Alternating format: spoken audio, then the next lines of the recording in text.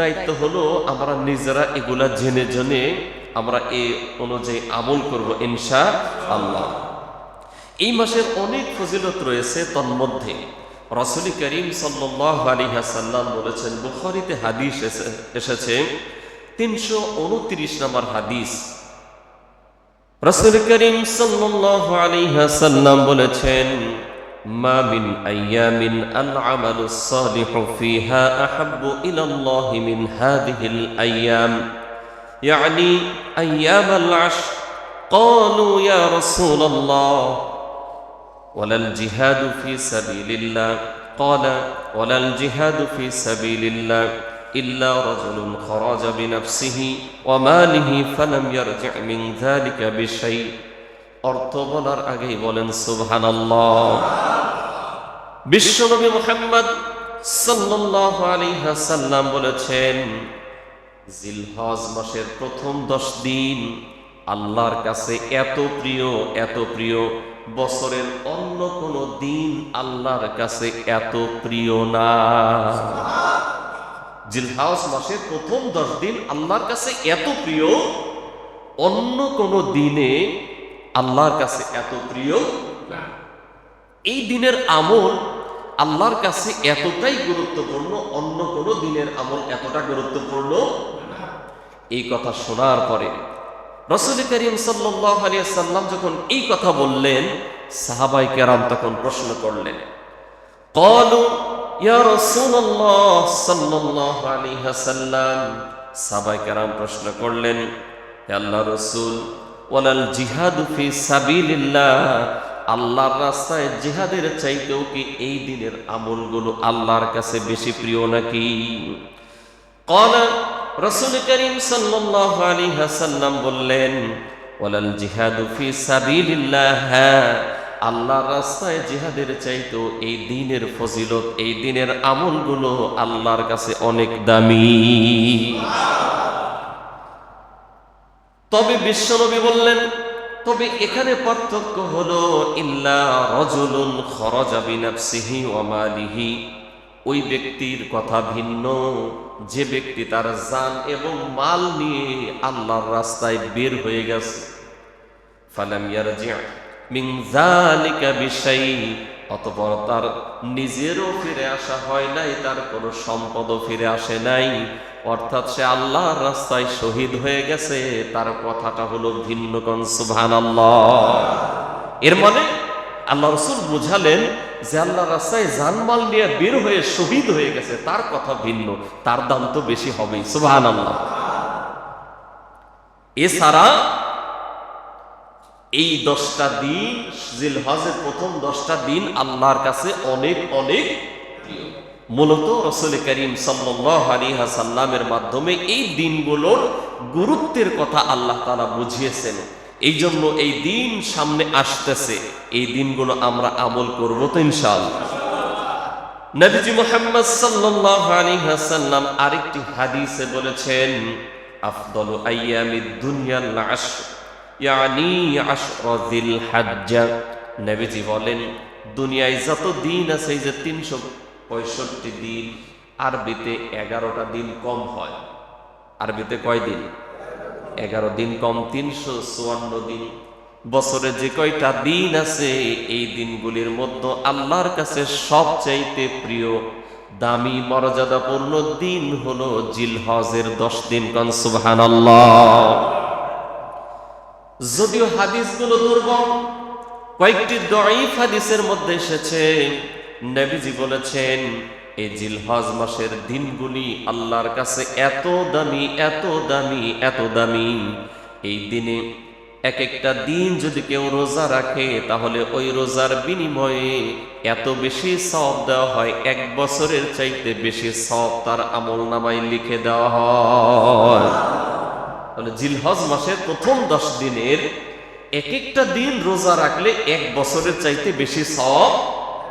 সুবহানাল্লাহ। নবীজি আরো বলেন, এই 10টা দিনের মধ্যে যে রাতগুলো আছে, এই রাতে যদি কেউ রাত জেগে ইবাদত করে, বিশেষ করে তাহাজ্জুদের নামাজ আদায় করে, তাহলে এই নামাজের বিনিময়ে তাকে এত সওয়াব দেওয়া হয়, লাইলাতুল কদরের সমপরিমাণ সওয়াব তাদেরকে দেওয়া হয়। নবীজি আরো বলেন, জিলহজ মাসের প্রথম 10 দিনের প্রত্যেকটা দিন মানুষ যখন আমল করে, ভালো কাজ করে, এই নেক আমলের বিনিময়ে তার সব 700 গুণ পর্যন্ত বাড়িয়ে দেওয়া হয়। নবীজি আরো বলেন, এই 10 দিন এমন দামি 1000 দিনের চাইতেও এই দিনগুলো উত্তম। সর্বশেষ দয়ফ হাদিসে আরেকটি হাদিস এসেছে, রাসূল করিম সাল্লাল্লাহু আলাইহি ওয়াসাল্লাম বলেছেন, আরাফার দিন, বিশেষ করে যে আরাফার দিন, এই দিনে এত দাম আল্লাহর কাছে, এই একটা দিন 10,000 দিনের সমান। এটা কোন দিন? জোরে বলে। তবে আমরা আরাফার দিনে রোজা রাখি না? রাখবো তো ইনশাআল্লাহ।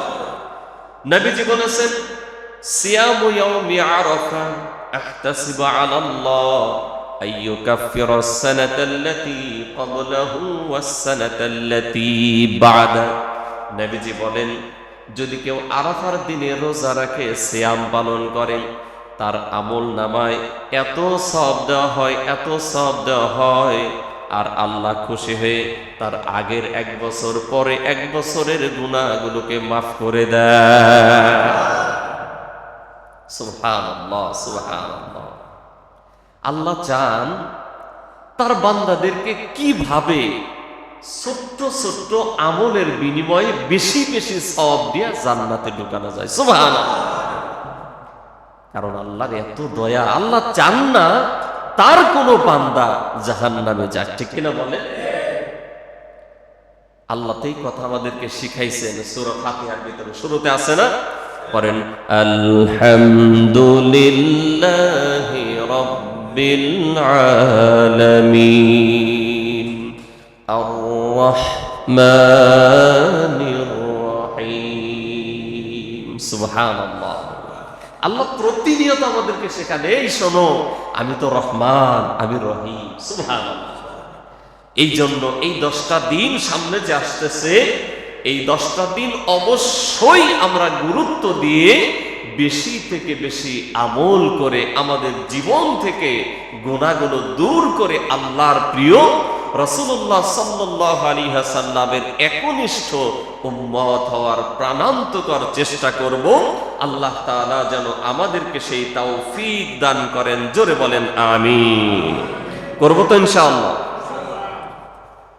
নবীজি মুহাম্মদ সাল্লাল্লাহু আলাইহি ওয়াসাল্লাম আরো বলেছেন, নবীজি বলেন, মা মিন আইয়ামিন আ'যামু ইনদাল্লাহ ওয়া লা আহাব্বু ইলাল্লাহিল আমালু ফীহিন্না মিন আইয়ামিল আশর ফাআকসারু ফীহিন্না মিনাত তাসবিহ والتحميد والتهليل والتكبير وفي رواية فأكثروا فيهن من التهليل والتكبير وذكر الله। নবীজি বলেন, জিলহজ মাসের প্রথম 10 দিনের চেয়ে আল্লাহর নিকট অধিক মর্যাদাময় কোনো দিন নাই। সুবহানাল্লাহ। নেক আমল করার জন্য এগুলির চেয়ে বেশি প্রিয় আর কোনো দিন নাই। নবীজি বলেন, সুতরাং তোমরা এই দিনগুলি যখন পাইবা, বেশি বেশি ফাআকসারু ফীহিন্না মিনাত তাসবিহ, এই দিনগুলো যখন পাইবা তখন তোমরা ওই দিনে বেশি বেশি আল্লাহর তাসবিহ পড়ো। সুবহানাল্লাহ। কি পড়ো? তাসবিহ। তাসবিহ কি? সুবহানাল্লাহ। কি বলেন? আবার বলেন, আবার বলেন। নবীজি বলেন, বেশি বেশি তাসবিহ পড়ো, ওয়াত তাহমিদ, এবং তাহমিদ আদায় করো। তাহমিদ হলো প্রশংসা। তাহমিদ কি? প্রশংসা। আলহামদুলিল্লাহ। আবার বলেন, আবার বলেন, এটা হলো তাহমিদ। এরপরে নবীজি বলেন, ওয়াত তাহলিল, বেশি বেশি তাহলিল আদায় করো। তাহলিল হলো লা ইলাহা ইল্লাল্লাহ, লা ইলাহা ইল্লাল্লাহ, লা ইলাহা লা ইলাহা ইল্লাল্লাহ, লা ইলাহা ইল্লাল্লাহ, মুহাম্মাদুর রাসূলুল্লাহ সাল্লাল্লাহু। নবীজি বলেন, এই 10টা দিন পাইলে তোমরা যে সকল আমল করবা তার ভিতরে বেশি বেশি তাসবিহ পড়ো, তাহমিদ পড়ো, তাহলিল পড়ো, ওয়াত তাকবীর, এবং বেশি বেশি তাকবীর পড়ো। তাকবীর হলো আল্লাহু আকবার। বলেন, আবার বলেন, আরেকবার বলেন। অফি রিওয়ায়াতিন, আরেকটি হাদিসের বর্ণনায় এসেছে, ফাআকসারু, তোমরা বেশি বেশি পড়ো, ফিহিন্না, এই দিনগুলিতে, মিনাত তাহলিল, লা ইলাহা ইল্লাল্লাহ, ওয়াত তাকবীর, আল্লাহু আকবার, ওয়া যিকরিল্লাহ, এবং আল্লাহর অন্যান্য জিকির বেশি বেশি আদায় করো। কোন সুবহানাল্লাহ। তাহলে এই হাদিস থেকে প্রমাণ পাওয়া যায় জিকিরের শব্দ হইল 4টা। কয়টা? জোরে বলেন, আবার বলেন সুবহানাল্লাহ, জোরে বলেন। এই বলতে কি ভালো লাগে? তাহলে মোহাব্বতের সাথে বলেন আলহামদুলিল্লাহ, আল্লাহু আকবার, লা ইলাহা। তাহলে জিকিরের শব্দ কয়টা? 1, 2, 3, 4। বসেন বসেন, আছে এর মধ্যে আছে, আছে আছে, কিন্তু এই জাতীয় জিকির আমার দেশে আছে না নাই? জোরে বলেন।